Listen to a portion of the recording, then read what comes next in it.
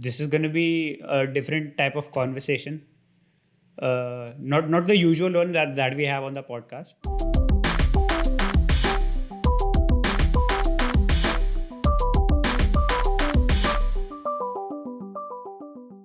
Hello and welcome to Elements of Design, a podcast where I interview design leaders, mentors, influencers, and evangelists and talk to them about their design journey, how to be a better designer, and the future of design in India. I'm your host, Manav Madan, a UX designer based out of New Delhi, India. Today, on this episode, I have Angie and Sushi, host of Design Lota podcast, and we talk about side projects. Should you have one? How should you choose your side projects? And how side projects can help you in your design career. So stick around and let's welcome Angie and Sushi to our show. For the people who don't know you or who have not listened to Design Lota podcast, give us a little bit intro about yourself. I'm Angie. I'm an interaction designer or UX designer, one of those, and co host of the podcast Design Lota. It's a podcast where we just started out as a way to tell stories of Indian designers. Hi, I'm Sushi, and I'm a product designer with a multidisciplinary approach, and I co host Design Lota with Angie.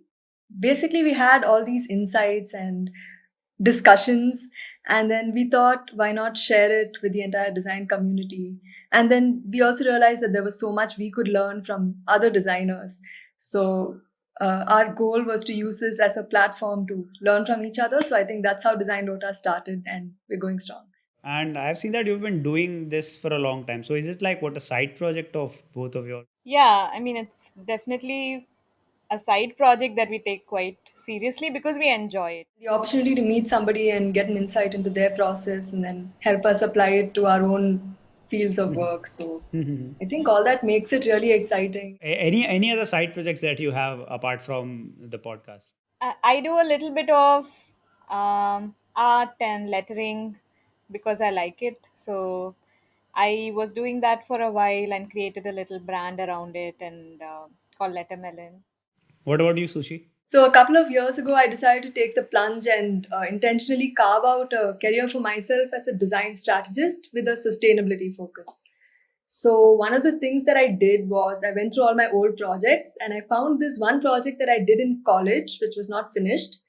But I saw a lot of potential there and I wondered why I never took it forward. So that led me to take up pottery, and I realized that I love working at the wheel and creating things out of clay. And also, since I'd revisited that project, I realized that it could be something bigger. And so that's still a side project that's happening, and it's something that I do hope can at some point of time become profitable. And then the other project is that my friend Namrata and I were talking about sustainability, and she's a textile designer. So she was suggesting that we explore some sustainable materials together as a project for her client. So, as you might have guessed, I couldn't say no. And now that has grown into Vritta, which is a sustainable design consultancy. So one thing that I noticed from Angie's point of view is your side projects has to be consistent, and you have to you can or you don't have to take it seriously. It's your choice. In case of Sushi, her side projects became her main thing. At what point do you think that your side projects can be your main thing? Till when should you keep it like your side thing? Nowadays we see that there is an ability to make it more serious and like scale it as much as you want because of all the tools we have. You can showcase it, you can put it out there, which maybe was not there a few years ago when it was used to be called hobby, right? So I feel take everything seriously, but how much time can you give it and how do you fit it into your own life depends on how your life is going at that point of time. Like right now I'm a mother of a 3-year old, so my schedule may not allow me to like juggle. So that also comes into the picture. And what does it do for you? So I do it because it rejuvenates me, it gives me that creative confidence again. I love telling people stories, so it's like it it's not taking from me, it's giving me things, right? It's giving me so much value. That's why I do it. But if you're getting so stressed out about it that you're not able to uh, get that value anymore from it, then think twice about it. Like, the whole point of side project is it's your thing, you're doing it for you. How do you differentiate between a hobby and a side project? As Angie, you mentioned that earlier people used to call it hobbies. Now it can be called a side project, right? Projects usually have a timeline. Even if they don't have a timeline, there's a certain goal or a certain end. There's a way to measure it. Whereas with a hobby, it's more about enjoyment and more about learning. So I think they do have a lot of overlaps, but like you said, with the side project, there's a focus on the value that it would provide in terms of learning.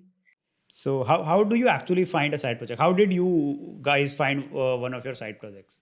We all have our interests, so there are things we read, things we listen to, people we are inspired by. So I think we need to pay attention to all of that and see what is it about all of this that I enjoy, or what is it that connects with me.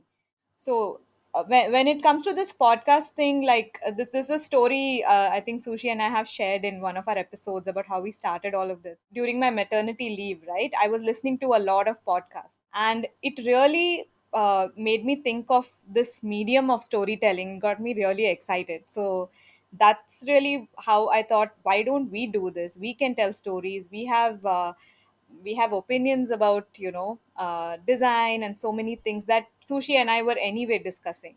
So why don't we just put that out? Pay attention to what you enjoy, what connects with you, give it a shot. It may work, it may not work.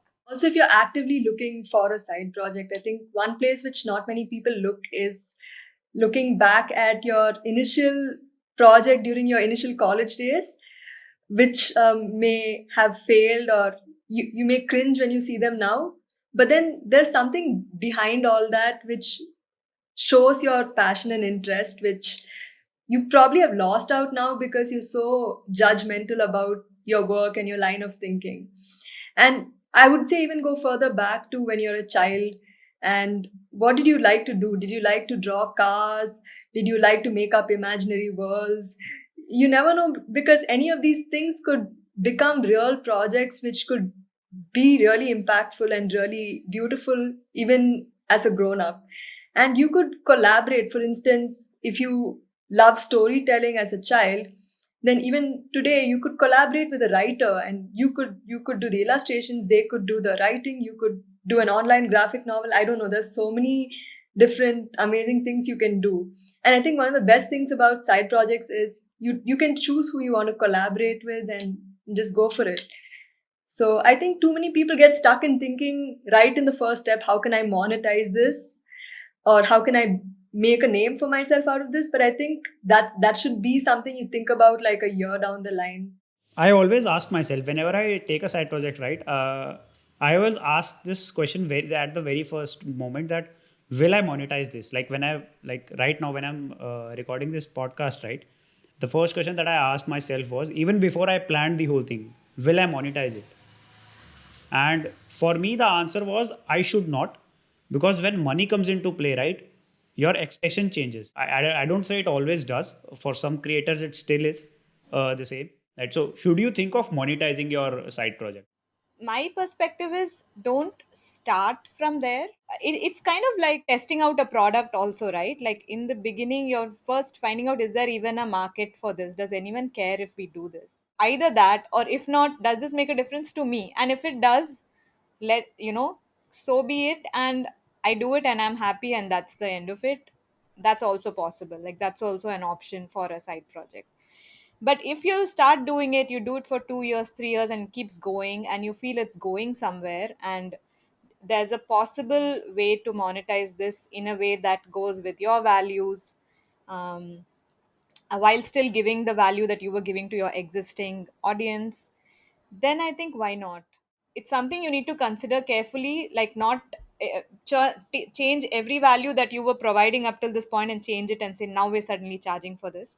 But if you're going to do something new out of it, or something extra that you're giving, or like I've seen on Patreon, right, there are some like behind the scenes sort of access that you give to your patrons, uh, and they actually pay you for it.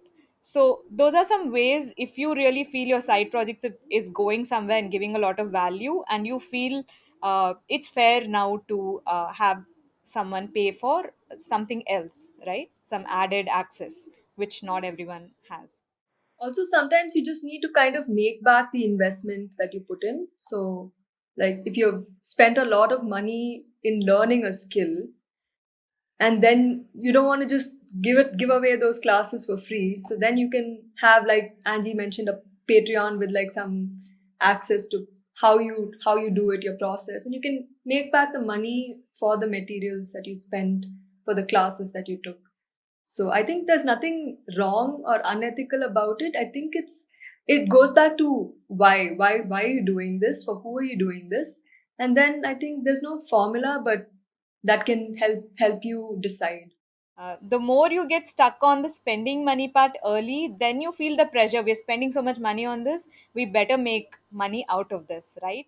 And probably you can take a call based on like what is it that I can't compromise on. Like if you look at podcasts, then the sound becomes really important. So maybe that's something you can start with. So you have to kind of see which part of it can we not compromise on.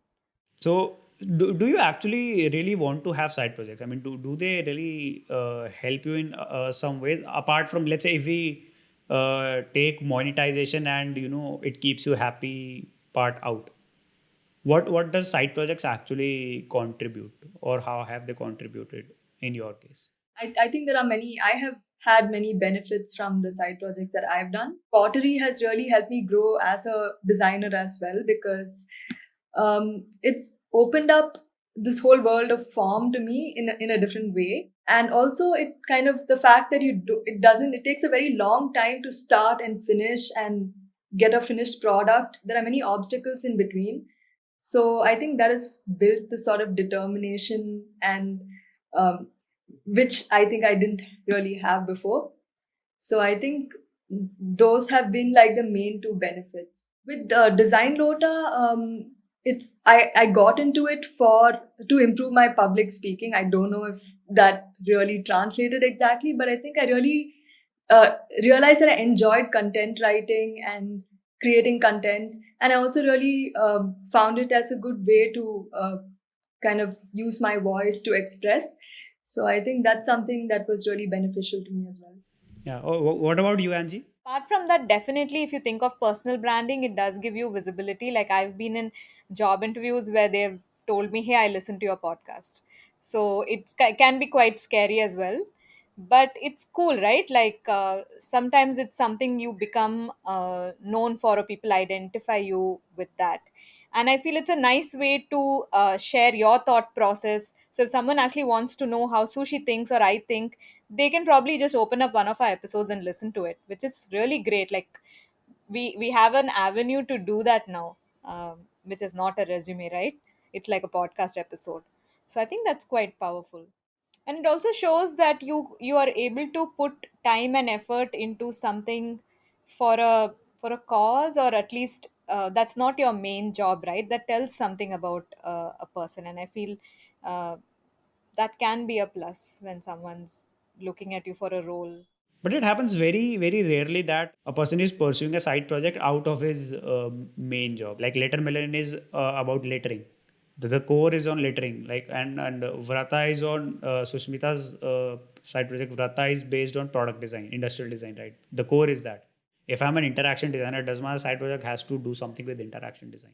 I think it doesn't have to be, in the sense that we as designers, we use the tools we know and are comfortable with, I would say, right? Like, suppose today I want to do something related to a cause I believe in. I will use the tools I know. So I might make a poster, or I might use this podcast to do something about it. So I feel like design then becomes a medium rather than the whole thing itself. Like the cause is bigger. So if a writer felt about, say, the situation right now, um, they'll probably write about it. A singer will write a song about it. Designers will do something in design about it. So we reach for the tools we know and are comfortable with. But definitely, if a designer wants to write a book, please go for it. Does your side projects mean more than just side projects to you? Like, my answer is yes. What do you, Sushi? I think I don't have like a favorite project among them. So I'm equally passionate about what where also making money as well as where I'm not making money. So, but I think what the difference is that with my side projects, like Angie mentioned, I don't have to get pressurized. I don't have to get stressed out. If we're not able to release a podcast on the day that we plan to release, we don't beat ourselves up about it.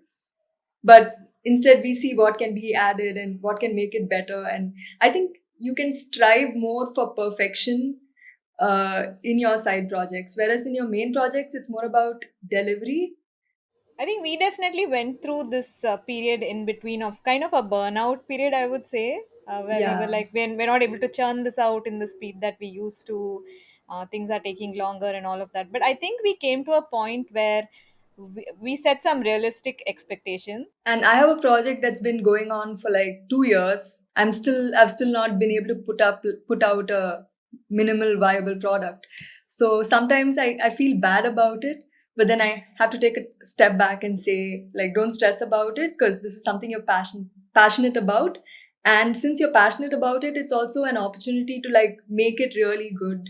And since your livelihood doesn't depend on it, you can actually afford to spend that much more time developing it and testing it. Thank you for doing this, Angie. Thank you for doing this, Sushi. Thank you for having us. We had fun. Cool, man. We'll catch up with you soon. Bye. Thank you. Bye. Bye. Thank you for listening to this episode of Elements of Design. Links to everything mentioned in the episode will be available in the show notes below. To listen to our previous episode, search for Elements of Design in your favorite podcast app and make sure you hit subscribe. If you like the episode or the podcast, please leave us a 5-star review on Apple Podcast or any podcast app that you're listening to. It will help the show get discovered and it would mean a world to me. If you have any feedback, suggestions, or if you just want to say hi, please reach out to me on Instagram, LinkedIn, wherever you want. My Instagram is @uxnmore and my LinkedIn is Hello Manav with triple L. So that's all for today. Hope to see you in the next episode. And remember, work hard and be nice to people. Chenkwi.